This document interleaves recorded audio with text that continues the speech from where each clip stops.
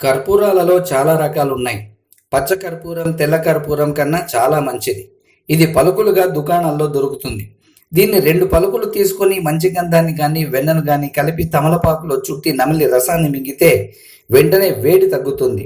కళ్ళు బయలు కమ్మడం, కడుపులో వికారం, శరీరానికి చెమటలు పట్టడం తగ్గిపోతాయి. బీపీ ఉన్నవారు 2 పూటలా పచ్చకర్పూరం తింటే బీపీ అరికడుతుంది. మూత్రంలో మంట, చీము వంటి రోగాలున్నవారు పచ్చకర్పూరాన్ని గంధంలో కలిపి తీసుకుంటే బాధలన్నీ నివారించబడతాయి. అరికాల్లో మంటలు, పగుళ్ళు ఉన్నవారు గ్లాసుడు పాలలో కలిపి పచ్చకర్పూరం తీసుకుంటే వెంటనే ఉపశమనం కలుగుతుంది.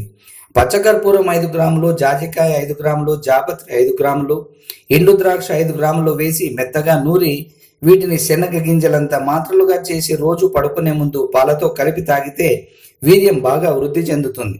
లైంగిక శక్తి బాగా పెరుగుతుంది. పచ్చకర్పూరాన్ని రోజు 2 లేదా 3 పలుకులు తీసుకుంటే రక్త వృద్ధి బాగా జరుగుతుంది. బీపీ తగ్గుతుంది. కంటి జబ్బులు, రక్తస్రావాలు అరికడతాయి. ఏ మందు తీసుకుంటున్నా దానితో పాటు పచ్చకర్పూరం తీసుకుంటే ఔషధ గుణం బాగా పెరుగుతుందని వైద్యులు తెలియజేస్తున్నారు.